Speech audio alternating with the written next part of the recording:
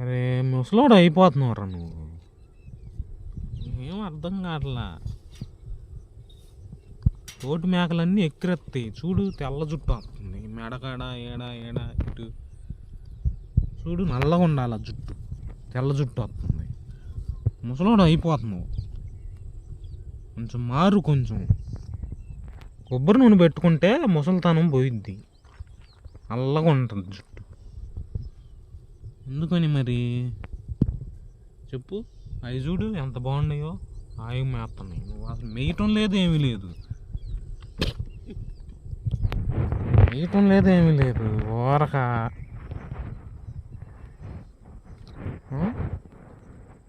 నవ్వులు, నవ్వులు రా, నవ్వులు.